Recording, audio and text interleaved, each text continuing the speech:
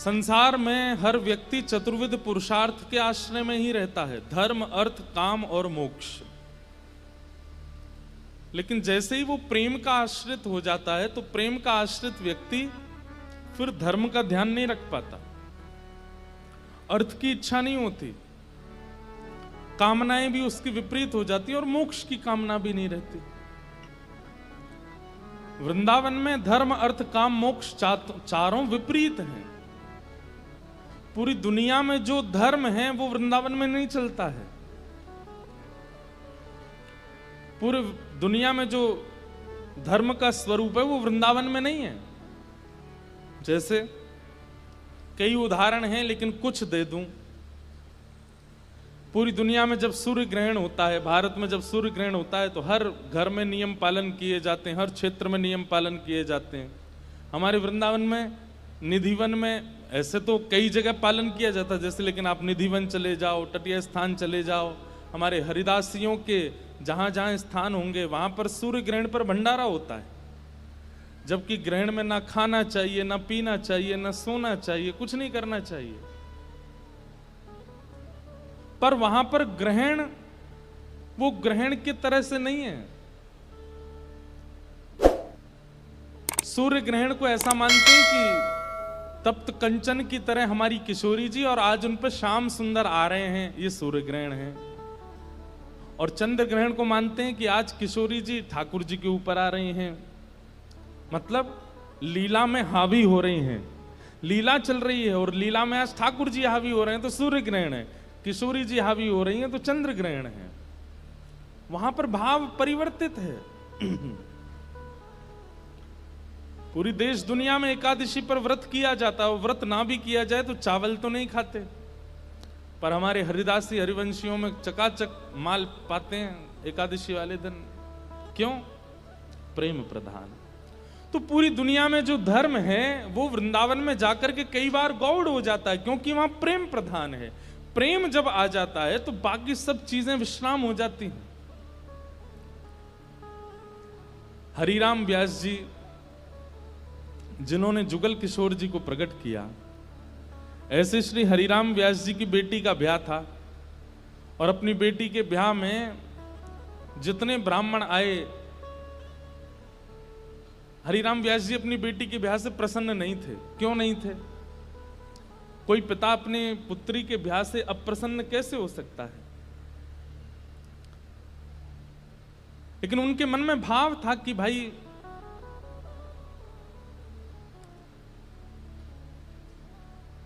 वृंदावन से बाहर क्यों जा रही हो? अपनी बेटी से कह रहे थे कि भाग्य होता है तब वृंदावन प्राप्त होता है, और तुम ब्याह करके अपने पति के साथ विदा होकर के वृंदावन से बाहर जा रही हो, ये मुझे अप्रिय लग रहा है। बेटी ने कहा, पिताजी ये तो स्वभाव है कि बेटी को बाहर जाना ही पड़ता है, और बाहर कहां, जहां पति का घर है वहां जाना पड़ेगा। तो हरिराम व्यास जी बोले, तुम्हारे पास दो उपाय हैं। बोले क्या? या तो पति से कहो कि वृंदावन में घर बना ले, या फिर उसी से ब्याह करो जो वृंदावन में रहता हो। पुत्री बोली, पिताजी अब सब बातें हो चुकी हैं और हमें भी जिससे ब्याह हो रहा है वो हमको बड़ा प्रिय है, अब हो जाने दो ब्याह, ठीक है आते रहेंगे वृंदावन। तो इस बात से इतने नाराज हो गए हरिराम व्यास जी कि तुमको व्यक्ति विशेष प्रिय है। अरे हरिराम व्यास जी तो ये तक बोल गए थे कि भाई लंगड़ा हो, वृंदावन का हो तो उससे ब्याह कर लो, कोई गुण ना हो लेकिन वृंदावन का है तो ब्याह करो, क्योंकि वृंदावन रहने को मिलेगा। लेकिन तुम और गुणों को देख करके वृंदावन छोड़ करके जा रही हो, ये तुम्हारा सबसे बड़ा दुर्भाग्य है। तो अपनी बेटी के ब्याह से प्रसन्न नहीं थे, तो हरिराम व्यास जी की पत्नी और बाकी बच्चे बोले, पिताजी को रहने दो नाराज, हम तो ब्याह करेंगे आनंद से। और हरिराम व्यास जी के शिष्य थे ओरछा के राजा मधुकरशा, उन्होंने पूरी शादी की व्यवस्था की, लेकिन हरिराम व्यास जी की भौएं चढ़ी नहीं। और ज्यादा दुखी तो वे तब हो गए कि उन्होंने एक शर्त रखी, चलो ठीक है ब्याह कर रहे हो तुम, अपनी मर्जी से कर रहे हो, सब ठीक है, लेकिन पहली पंगत वैष्णव जनों को, संत जनों को, रसिक जनों को करानी पड़ेगी। लेकिन जब ब्याह का प्रसंग आता है ना, तो घर के लोग इन सब चीजों पर विश्वास करते नहीं है। घर के सब सदस्य बोले पहली पंगत तो बारात की होगी। बोले पिताजी ने कहा संतों को कराओ। बोले बोलने दो उनको, तुम तो उन्हीं को करा दो। और रही बात संतों की, तो एक काम करते हैं, पहले ही पूड़ी कचौड़ी जो भी बना है दावत में, पहले ही निकाल करके अलग धर देते हैं। जब संत आएंगे उनको पवा देंगे। हरिराम व्यास जी को ये बात पता चल गई तो इतने नाराज हो गए। उनका एक पद भी है,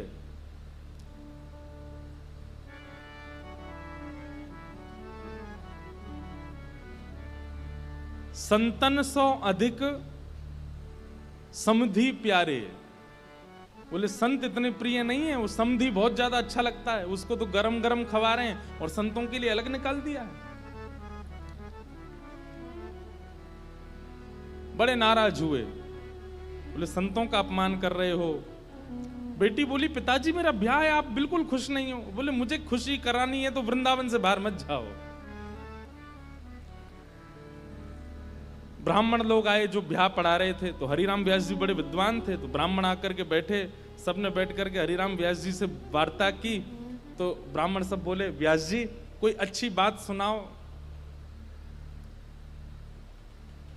तो हरिराम व्यास जी पद गाने लगे, वे मरे जिन मेरे घर ब्याह पढ़वायो।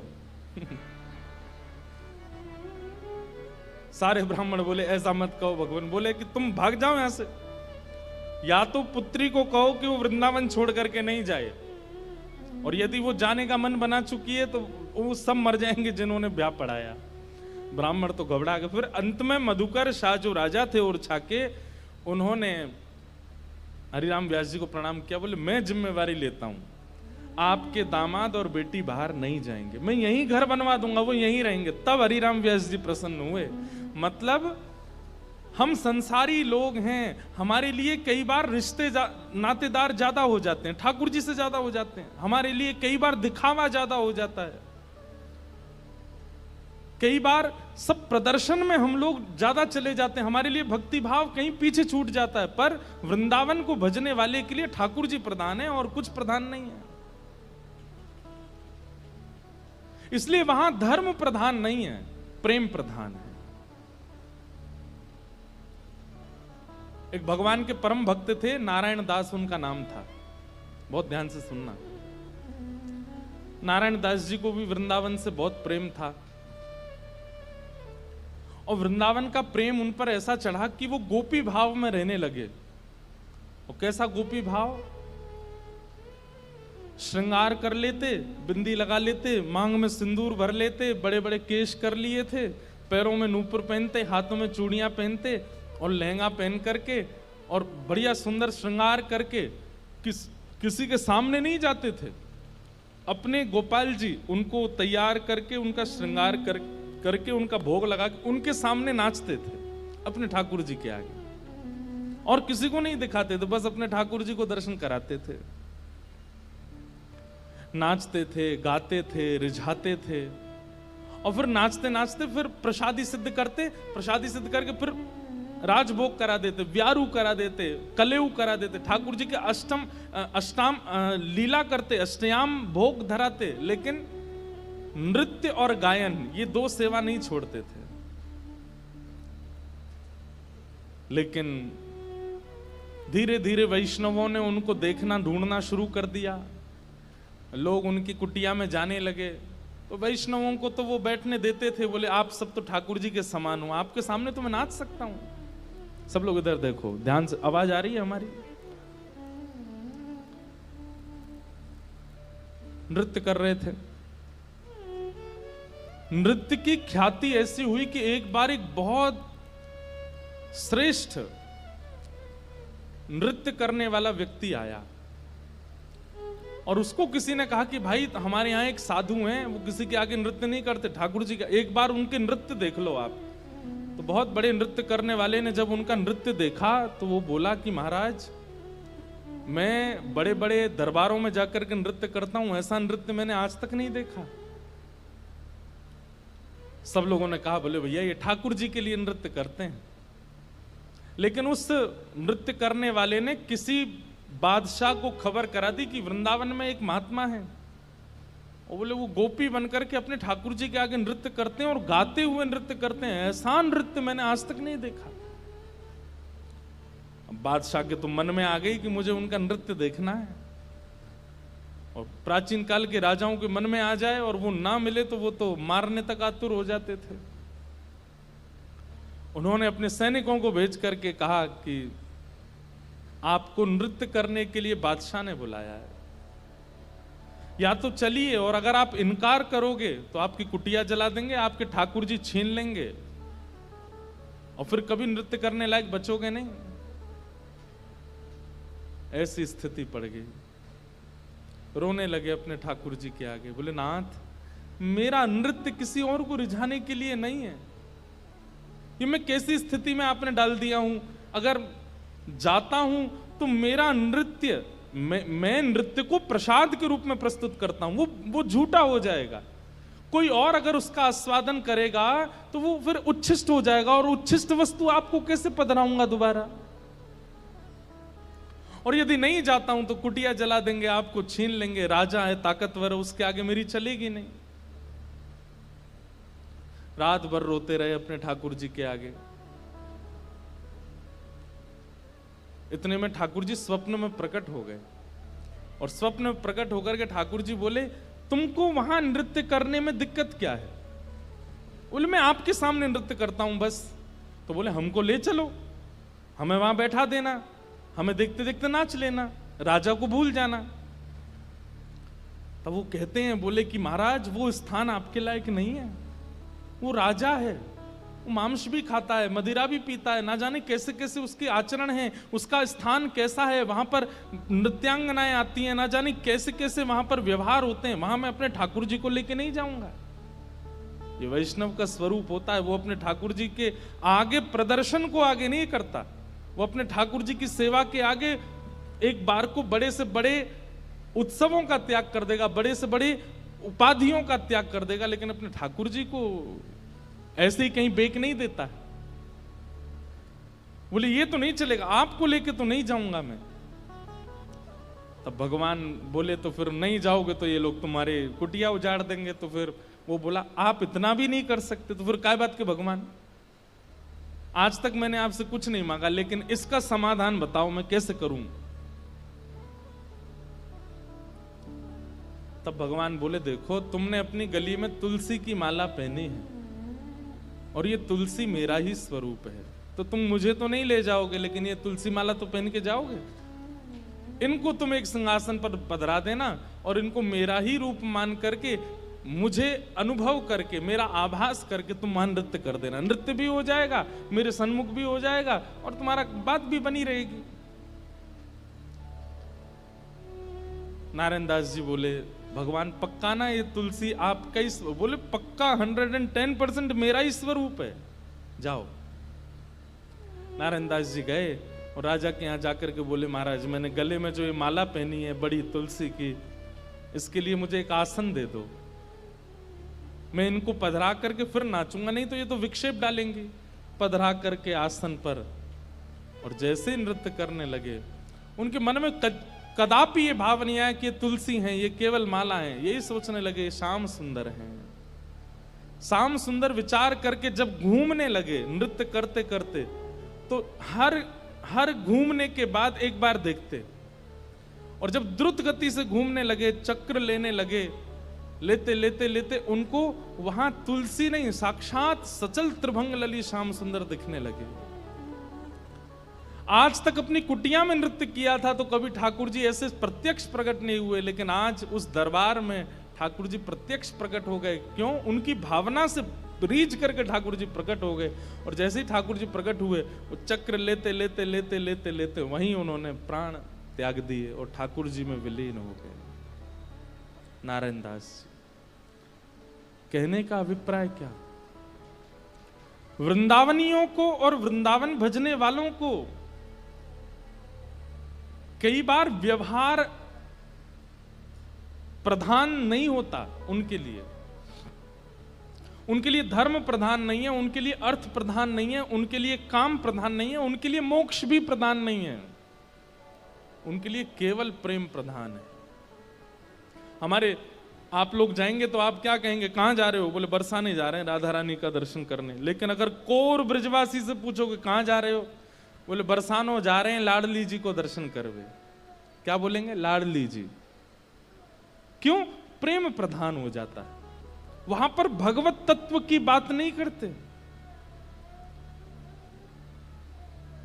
कोर वृंदावनवासी से पूछोगे, आपसे पूछे कहां जाओ, राधा रमण जी दर्शन करने जा रहे हैं, पर बिल्कुल वृंदावनवासी होगा तो बोलेगो श्री लालजू को दर्शन करवे जा रहे हैं। और एक और बात बताऊं, और ज्यादा उपासक वृंदावन के वो क्या बोलेंगे, श्री जी को दर्शन करवे जा रहे हैं। श्री जी, हमारे वृंदावन में ठाकुर जी को भी श्री जी बोलते हैं, किशोरी जी को भी श्री जी, ठाकुर जी को भी श्री जी।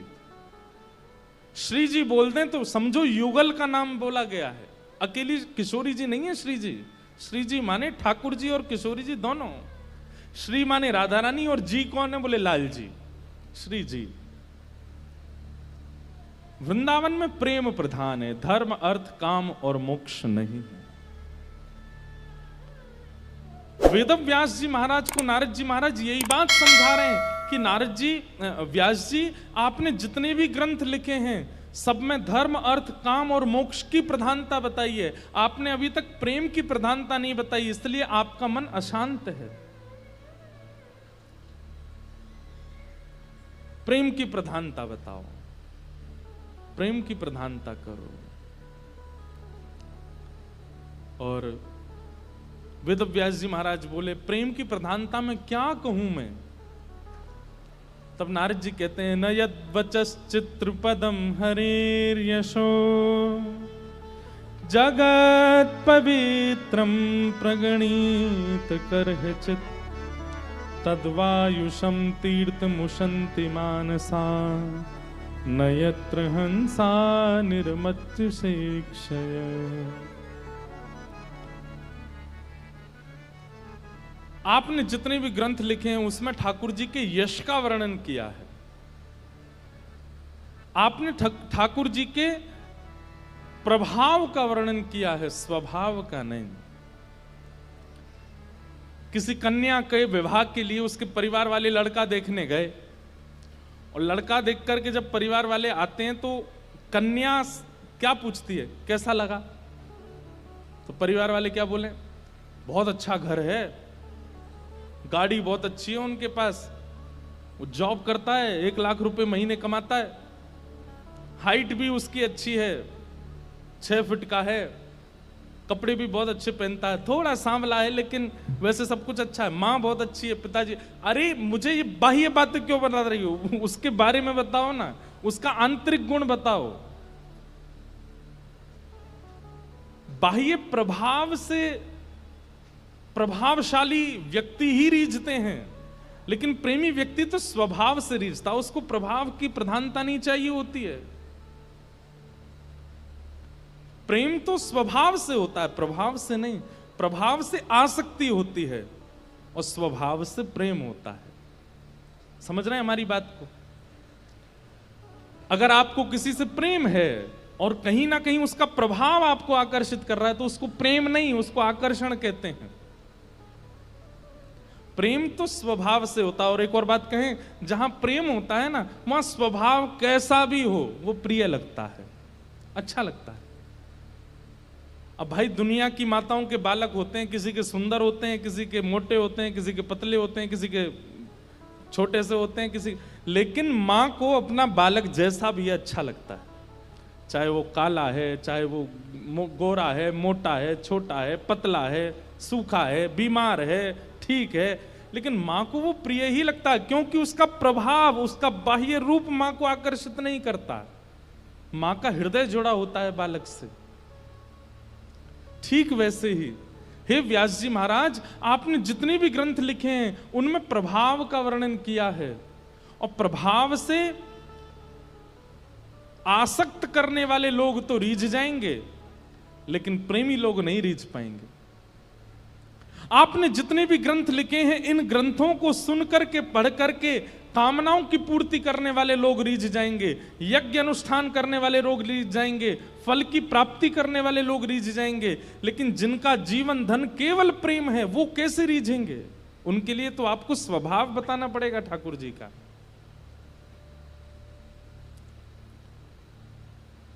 हमारे ब्रज में कहें, लाला तू भगवान है। ठाकुर जी बोले, कायकू मधुमंगल तू ये कायकू पूछ रहा हो? बोले ना ना, हमने ऐसी सुनी है कि जब गर्गाचार्य जी आए ना, तो वो कह के गए कि यशोदा मैया तुम्हारो लाला नारायण समान गुण ही है। और तेरी हरकतन ते हुए ऐसा लगे कि तू कहीं भगवान तो ना है। तो ठाकुर जी धीमे से बोल जाते हैं, बोले मधुमंगल एक बात बताऊं? बोले कहा, मैं जय जय ही हूं, मैं भगवान ही हूं। तू सांची भगवान है? बोला हाँ। लाला मैं सबन ने बता दूं कि तू भगवान है?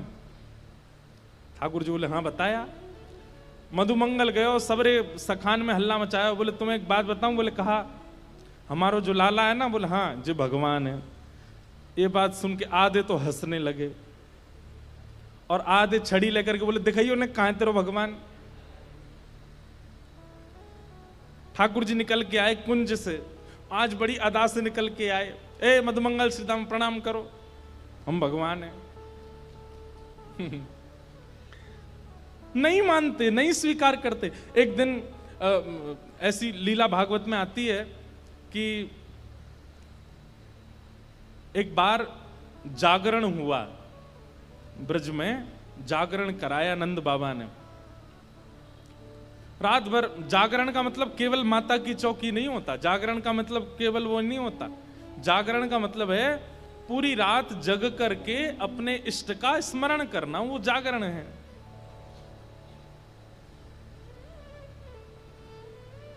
रात भर जागरण चला। तो जागरण के काल में जैसे ही थोड़े ब्रह्म मुहूर्त का समय हुआ, तब घड़ी तो होती नहीं थी, अंदाजा लगाया तो नंद बाबा को लगी कि भाई ब्रह्म मुहूर्त है, क्यों मैं स्नान करवे जाऊं। तो जैसे ही नंद बाबा ने यमुना जी में प्रवेश किया, तुरंत इनको यम के दूत ले गए। क्योंकि अब तो नहीं ऐसा होता, पर नदियों में भी स्नान करने का समय होता है। ब्रह्म काल से पहले अगर आप नदी स्नान करते हैं तो वो देवताओं का समय होता है। उस समय देवता स्नान करने आते हैं, उस समय नहीं करना चाहिए। और सूर्य उदय के बाद नदियों में स्नान का विधान राक्षसों का है, इसलिए तब भी नहीं करना, ब्रह्म मुहूर्त में ही करना चाहिए। और जब त्रिकाल संध्या और त्रिकाल स्नान का भाव है तब कोई ऐसी बात नहीं, पर प्रथम स्नान मानव का ब्रह्म मुहूर्त में ही होना चाहिए, ऐसा शास्त्र आज्ञा है।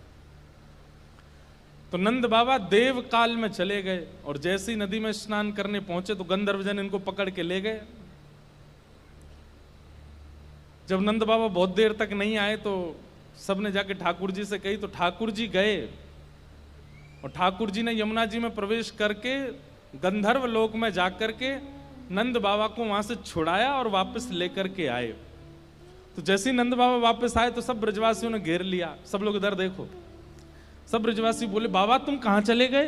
रात में गए, अब निकल के आए हो। मधुमंगल श्रीदाम बोले, बाबा हमें तो यूं बताओ, इतनी देर तुमने सांस कैसे ली भीतर? तुम चले कहां गए? बाबा बोले, भैया दो देवता मुझे पकड़ के ले गए, मैंने देव काल में स्नान कर लियो। बोले फिर? बोले कछु ना, बड़े बड़े महल बने, बड़े बड़े लंबे चौड़े देवता ऐसे सुंदर कि देखते रह जाओ। मैंने इंद्र को दर्शन कियो, मैंने सबरे देवता देखे वहां पे। और फिर बाबा फिर का भयो? बोले इतने में ही लाला आयो। और जैसे ही लाला आयो, लाला के आते सब या को प्रणाम करने लगे, सब या के चरणन में नतमस्तक है गए, सब या की बलैया लेने लगे, गंधर्वजन या की आरती करने लगे। बात तो सुनो पूरी। और सब ब्रजवासी टेढ़े टेढ़े देख रहे हैं, लाला है या पूज रहे हम बे, या की पूजा कर रहे हो इंद्र हम बे। ठाकुर जी इतरा रहे सामने खड़े खड़े। बोले तुम्हें ही नहीं पूजा मो, सबरे पूजे तीनों लोक में। सबरे बोले, बाबा सच में यहाँ की पूजा भाई वहां पे? बोले हाँ। अब तो ठाकुर जी का यश बढ़ गया।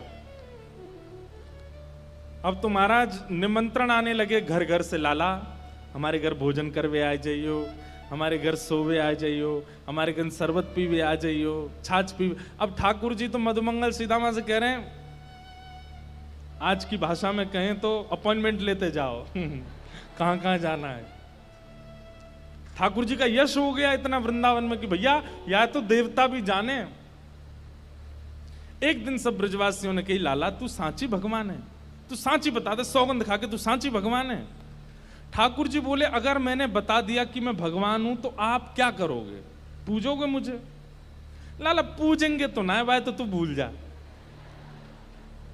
लेकिन हमारी एक इच्छा है। बोले का एक बार वैकुंठ देखना चाहे, वैकुंठ है कैसो? लाला तू अगर सांची भगवान है तो एक बार वैकुंठ दिखाला हमें। ठाकुर जी बोले, मेरे हाथ पकड़ो। सब रे ग्वाल बालन ने ठाकुर जी के हाथ पकड़े, बोले नेत्र बंद करो। जैसे नेत्र बंद किए, अंतर ध्यान सब ग्वाल वालों को लेकर के ठाकुर जी को सीधे वैकुंठ पहुंच गए। हाँ भाई सबरे नेत्र खोलो। जैसे ही नेत्र खोले तो विशाल स्वर्ण का किवाड़ लगी है और जय विजय राजा, जय विजय द्वारपाल खड़े हैं। ठाकुर जी के जाते सब जय जयकार करने लगे, द्वार खुल गए, पुष्प वर्षा हो रही है, सहनाइयां बज रही हैं, मृदंग बज रहे हैं, सुंदर गाजे बाजे हो रहे हैं। सब देवी देवता दौड़े दौड़े आ रहे हैं, कोई कमल लेकर के आ रहे हैं, कोई माला लेकर के आ रहे हैं, कोई अक्षत लेकर के आ रहे हैं, कोई अगरबत्ती धूप बत्ती कर रहे हैं।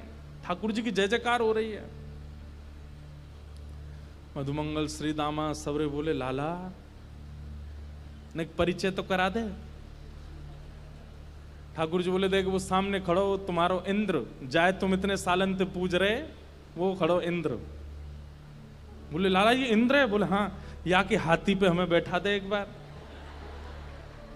ठाकुर जी बोले, इंद्र इधर आओ, अपने हाथी को लेके आओ। हाथी आ गया, ऐरावत हाथी। सब रे ग्वाल बाल चढ़ गए उसके ऊपर। ठाकुर जी लेकर के पूरे वैकुंठ में घुमा लाए, नीचे उतर आए। बोले लाला बहुत जोर को हाथी है, या ले चल वृंदावन, अपने पास ही धरेंगे, वहीं घूमे करेंगे। यहाँ पे ऐरावत हाथी की बहुत सारी सूंड हैं और अद्भुत उसका स्वरूप है, श्वेत रंग का वो है। ब्रजवासी बोले, लाला हमने सुनी है ब्रह्मा के 4 मुंह हैं, एक बार दिखा दे। ठाकुर जी ने ब्रह्मा जी को बुलाया, ब्रह्मा जी आ गए।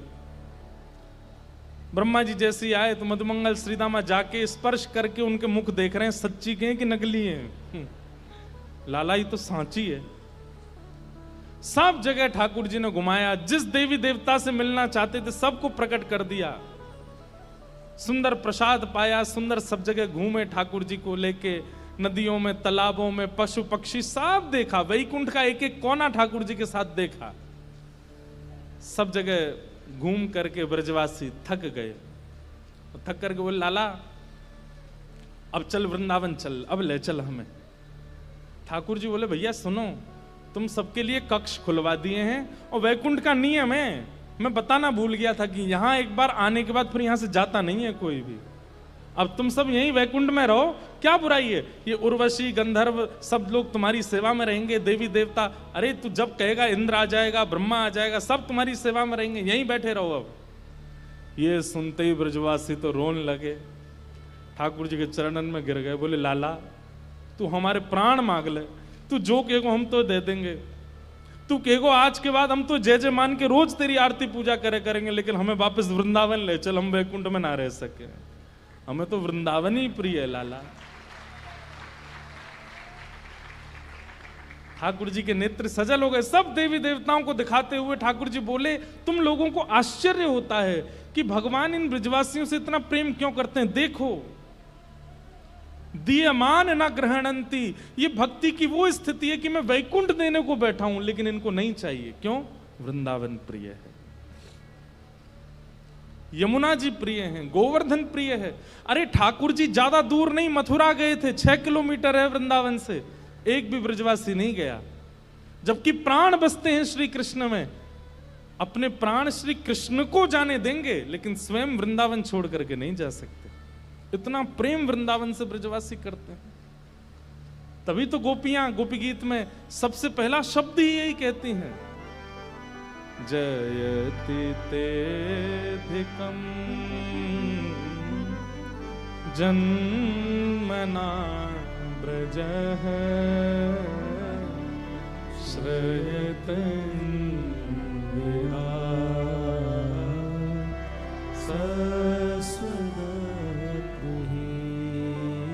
हमारी एक बात बहुत ध्यान से सुनिएगा। प्रेमी भक्त के 3 प्रेम हैं।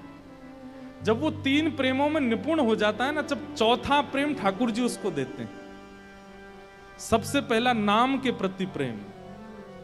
ठाकुर जी का नाम यदि सुन ले तो सुध बुध खो जाए अपने। नाम का मतलब ये नहीं होता कि कहीं कीर्तन चल रहा हो, कथा भी तो नाम है। उल्लासनगर के वसंशा दरबार में कथा हो रही है और आप घर पर बैठ कर के आनंद कर रहे हो, ये प्रेमी भक्त के साथ हो ही नहीं सकता, वो विचलित हो जाएगा। मुझसे इतनी दूरी पर, यहां पर कितने वैष्णव, आज हमने तो बोला भी नहीं था कि मैं आज मिलूंगा, फिर भी इतने लोग आए आज। कहां कहां से, 3 घंटा दूर, 2 घंटे दूर, 4 घंटे दूरी से। क्यों? ये नाम के प्रति प्रेम है। आप अपने 100 काम छोड़ देंगे लेकिन ठाकुर जी की लीला कथा नाम नहीं छोड़ सकते। सबसे पहला प्रेम नाम के प्रति। दूसरा प्रेम लीला के प्रति प्रेम।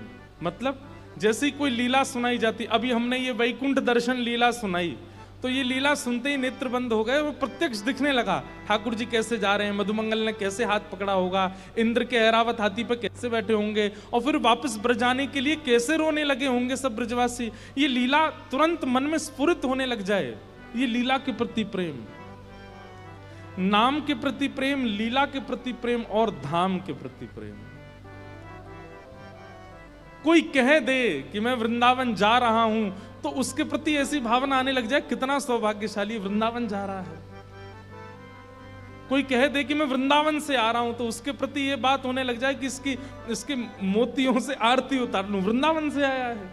ऐसा धाम के प्रति स्नेह। ये 3 प्रेम अगर आपके चित्त में प्रकट हो गए, नाम के प्रति, लीला के प्रति और धाम के प्रति, तो फिर ठाकुर जी चौथा प्रेम स्वयं देते हैं अपने रूप के प्रति, अपने स्वरूप के प्रति। ठाकुर जी अपना रूप दे देते हैं।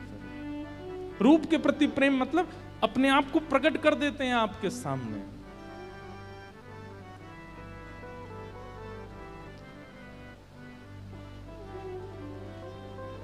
इसलिए भैया वृंदावन में सब उल्टा है। वृंदावन में धर्म, अर्थ, काम और मोक्ष सब किनारे, केवल एक शब्द चलता है, प्रेम। प्रेम। आज नारद जी वेद व्यास जी से वही कह रहे हैं कि हे नारद जी, आप प्रेम का वर्णन करो। आपने धर्म का, अर्थ का, काम का, मोक्ष का वर्णन कर दिया, अब ठाकुर जी के स्वभाव प्रेम का वर्णन करो। और उसी स्वभाव प्रेम के वर्णन के रूप में श्रीमद् भागवत संहिता वेद व्यास जी के द्वारा रचना की गई। बोलो भागवत महापुराण की जय। श्रीमद् भागवत ज्ञान भी दे सकती हैं, श्रीमद् भागवत वैराग्य विरक्ति भी दे सकती हैं, लेकिन श्रीमद् भागवत जी से यदि प्रेम प्राप्त नहीं हुआ तो आपने कुछ प्राप्त नहीं किया। दीनता आ जाए, प्रेम आ जाए, सहजता आ जाए, सरलता आ जाए, निर्मलता आ जाए, तब समझो कि आप भागवत के आश्रय में रहे हो। कई बार भागवत का आश्रय लेने वाले ज्ञानी ज्यादा हो जाते हैं, कई बार भागवत का आश्रय लेने वाले विरक्त ज्यादा हो जाते हैं, वैरागी ज्यादा हो जाते हैं, निर्मोही ज्यादा हो जाते हैं। लेकिन श्रीमद् भागवत के आश्रय लेने वाला तो प्रेमी हो जाए, प्रेम से ओतप्रोत हो जाए।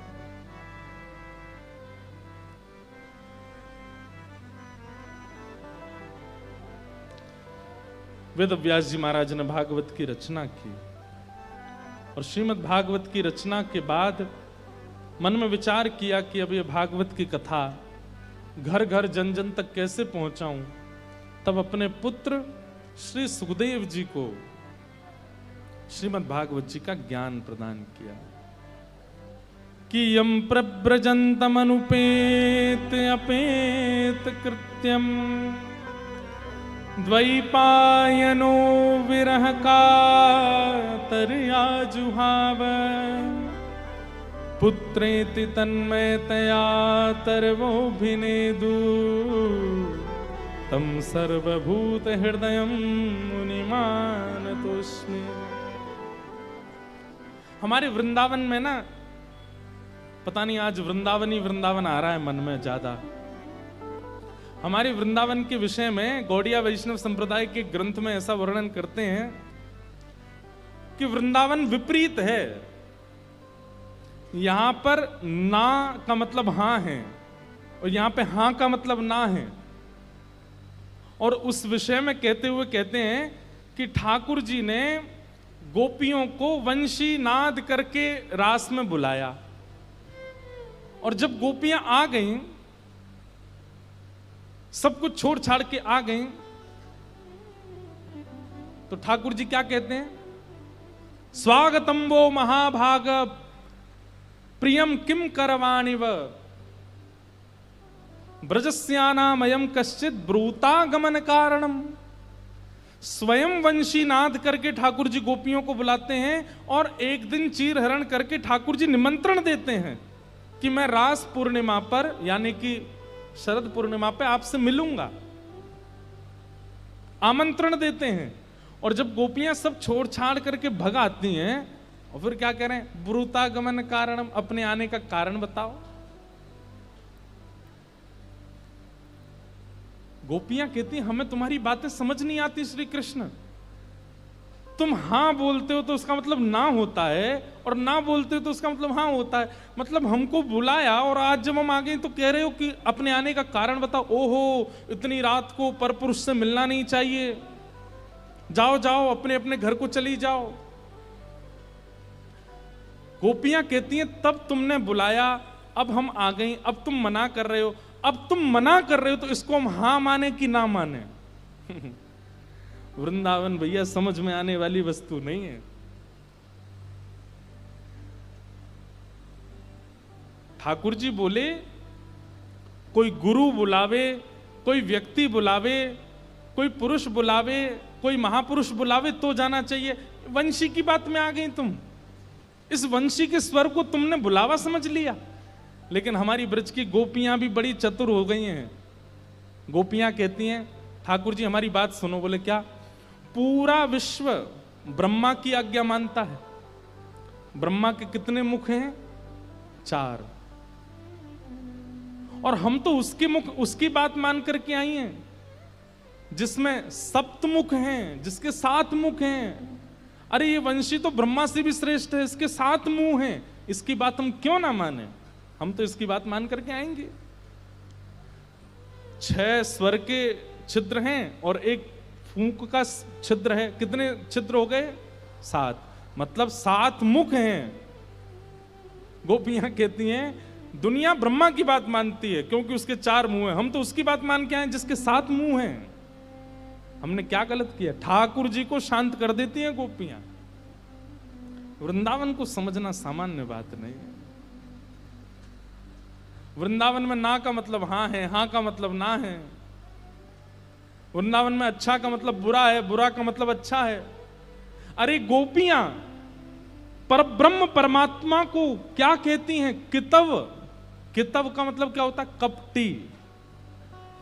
किसी की सामर्थ्य ठाकुर जी को कपटी बोल जाए।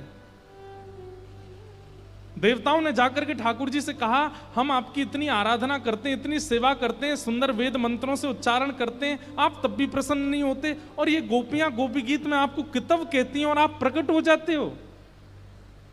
ठाकुर जी कहते हैं ये ब्रजमंडल है, यहां पे गाली ही स्तुति है। यहां पे गाली ही स्तुति, और स्तुति गाली है। अगर कोई ब्रजवासी आपकी बहुत प्रशंसा कर रहा है तो ये समझ जाओ गाली दे रहा है आपको, और अगर कोई ब्रजवासी आपसे नाराज हो जाए तो ये समझ जाइए ओहो बहुत प्रेम है इस काम से। 2-4 बात भली बुरी सुना दी, समझ जाओ उसका प्रेम है हमसे। आहा, ये वृंदावन है।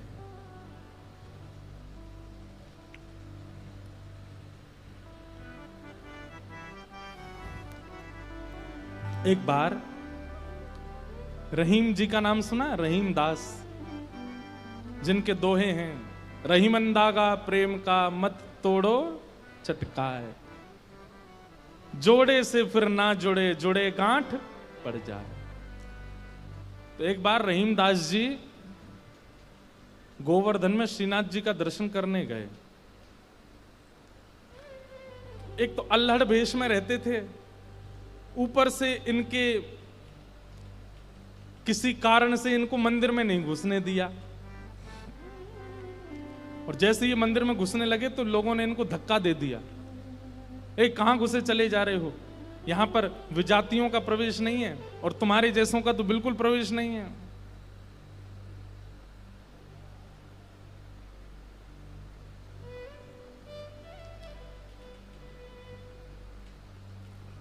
रहीम जी को इतना क्रोध आया, ठाकुर जी को ही सुनाने लगे बाहर बैठ करके।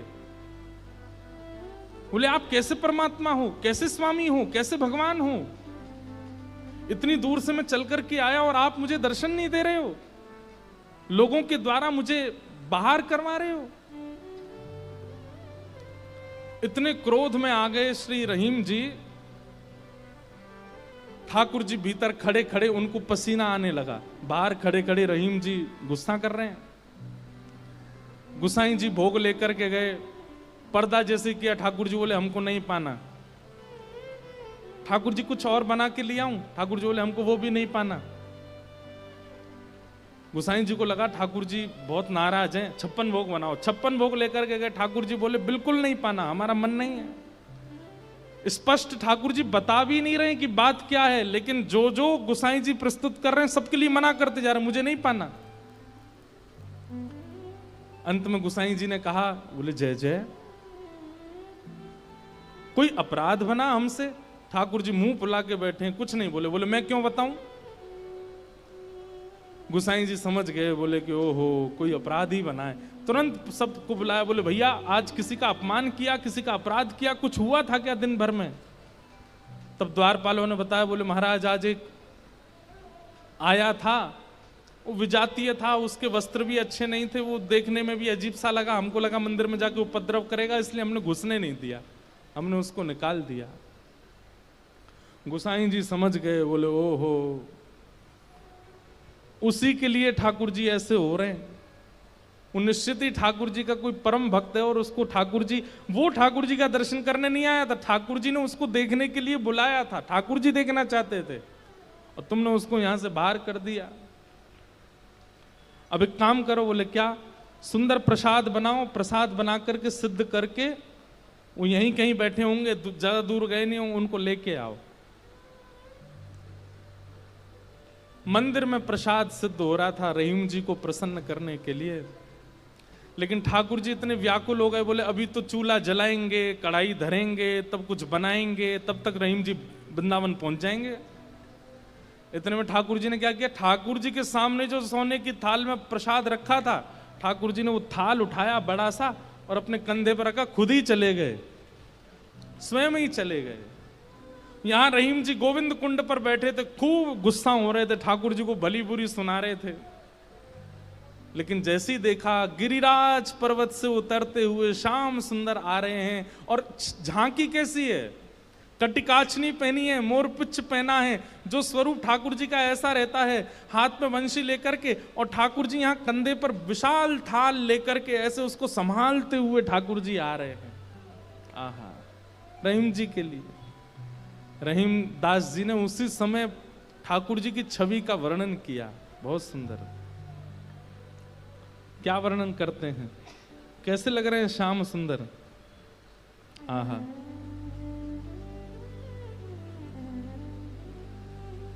काछे काछिन कलित मुरली कर, पीत पिछोरी साल की, बंक तिलक के सर को कीन्हो, दुति मानो विदुबाल की, ओ छवि आवन मोहन लाल की, छवि आवन मोहन लाल की, छवि आवन मोहन लाल की, छवि आवन मोहन लाल। हाँ काछे काछ निकलित मुरली कर पीत पिछोरी साल की, बंक तिलक के सर को कीन्हो दुति मानो विदुबाल की, हो छवि आवन मोहन। अरे मोह कोई वेद ध्वनि ब्रज में सुनावे तो मेरे कान इतने रीझे ना आए, लेकिन कोई प्रेम आसक्त है करके मुंह को घोरी घोरी गारी सुनावे सो मैं तो वह के सामने प्रकट है जाऊं। वाह, हो छवि आवन मोहन लाल की, छवि आवन मोहन आहा। लाल। और थाल सामने रख करके ठाकुर जी वहां से अंतर ध्यान हो गए, लेकिन रहीमदास जी की स्थिति ऐसी, वो तो उसी छवि में छके हुए बैठे हैं, थाल सामने रखा है। इतने में गुसाई जी अपने असंख्य सेवकों के साथ खूब सारा प्रसाद बना करके लाए। रहीम जी के पास जैसे ही पहुंचे तो देखें यहाँ तो पहले से ही थाल रखी, और ये वो थाल है जो श्री जी बाबा की है, श्रीनाथ जी की है। नेत्र बंद हैं और एक कोई सामग्री लेकर के प्रेम से रहीम जी पा रहे हैं। गुसाई जी बोले, रहीम जी ये थाल आपके पास आई कैसे? आहा, बिसरत नाही सखी मोमन सो चितवन बैन विशाल की। बैन मतलब, बैन कहीं कहीं ये अधर का जो अंतिम छोड़ होता है इसको बैन कहते हैं। ठाकुर जी के ये कैसे बोले, इतने मधुर हैं कि जब ये ठाकुर जी मुस्काते हैं ना तो वो जो अंतिम छोड़ है वो इतना प्रिय लगता है ठाकुर जी के मुखमंडल का कि वो मेरे नेत्रों से जा नहीं रहा है। विसरत नाही सखी मोमन सो चितवन बैन विशाल की, नीकी हसन अधर सधरन छवि, छवि सुमन गुलाब की, ओ छवि आवन मोहन लाल की, छवि आवन मोहन लाल की। और जल सो डार दियो पुत्रिन पे डोलन मुक्ता माल की, जल सो डार दियो पुत्रिन पे डोलन मुक्ता माल। आप मोल बिन मोलन डोले बोलन मदन गोपाल की, आप मोल बिन मोलन डोलन बोलन मदन गोपाल की, हे छवि आवन मोहन लाल की, छवि आवन मोहन लाल की। आहा, आप मोल बिन मोलन डोलन बोलन मदन गोपाल की। इतने मूल्यवान श्री ठाकुर जी यहाँ पर बिनमोल की तरह डोल रहे थे, बोल रहे थे, चल रहे थे, बैठे थे। गुसाई जी को बता रहे हैं रहीम जी, इतने मूल्यवान ठाकुर जी यहाँ पर बोल रहे थे, डोल रहे। देखो वो चरण चिन्ह दिख रहे हैं, यहाँ देखो, यहाँ से चंदन की सुगंधी आ रही, यहाँ बैठ गए थे आके और ऐसे मधुर स्वर बोल रहे थे कि अब मैं किसी और को सुनना नहीं चाहता हूं उनके आगे। अरे यह स्वरूप निरखे सोई जाने, अरे जिसने वो स्वरूप देखा होगा, यह स्वरूप निरखे सोई जाने, यही रहीम के हाल की, यह स्वरूप निरखे सोई जाने, याही रहीम के हाल की, ओ छवि आवन मोहन लाल की, छवि आवन मोहन लाल की। वहां रहीम जी के नेत्र सजल हैं और यहां गुसाई जी के सुनते सुनते नेत्र सजल हो गए। वाह ठाकुर जी, आपकी लीला। यहां हम इतनी सामग्री सिद्ध कर रहे थे रसोई में, लेकिन आपसे इतनी प्रतीक्षा भी नहीं हुई, आप अपनी थाल लेकर के आ गए और ऐसी लीला करके गए रहीम दास जी के पास आकर के। ऐसे हमारे ठाकुर जी। वृंदावन धर्म, अर्थ, काम और मोक्ष सबसे परे है। वृंदावन के लिए तो केवल प्रेम जागृत हो जाए चित्त में, अत्यंत प्रेमी हो जाओ आप, और वो प्रेम ऐसा छकेगा। आप प्रेमी हो गए, इसका प्रमाण क्या है? अरे श्याम वर्ण की कोई वस्तु कहीं दिख जाएगी, ऐसा लगने लगेगा ये कितने सौभाग्यशाली कि इनका श्याम वर्ण है, कृष्ण ने अपना वर्ण दे दिया है। किसी में दोष नहीं दिखेगा, सब में गुण दिखने लग जाएगा। मौन रहने का मन करने लगेगा। जब जब कृष्ण नाम ध्वनि होगी, ताल कैसी, स्वर कैसा, राग कैसा, उस पर ध्यान नहीं जाएगा, बस नृत्य करने का मन करेगा। वाणी गदगद हो जाएगी, सुनते सुनते कथा नेत्र सजल हो जाएंगे। प्रेम के बड़े लक्षण हैं, वो सब लक्षण धीरे धीरे प्रकट होने लग जाएंगे। बस वो प्रकट होने लग जाएं, फिर उसके बाद कहीं और मत रहिए, फिर तो वृंदावन आ जाइए, क्योंकि और कहीं रहेंगे तो पागल घोषित कर दिए जाओगे। केवल वृंदावन स्वीकार करेगा। फिर हो छवि यावन मोहन लाल की, छवि यावन मोहन लाल की। वेद व्यास जी महाराज ने भागवत जी की रचना की और विचार किया कि घर घर में जन जन तक कैसे पहुंचाऊं। तब अपने पुत्र सुखदेव का स्मरण आया, जो जन्म लेते ही वन में चले गए थे। उन श्री शुकाचार्य जी को बुला करके वेद व्यास जी महाराज ने ये भागवत जी का सार उन्हें बताया। पहले हम विस्तार से बता चुके हैं कई बार कि सुखदेव जी कहां थे, कैसे आए, आदि आदि। और अब यहां से महाभारत का प्रसंग प्रारंभ होता है।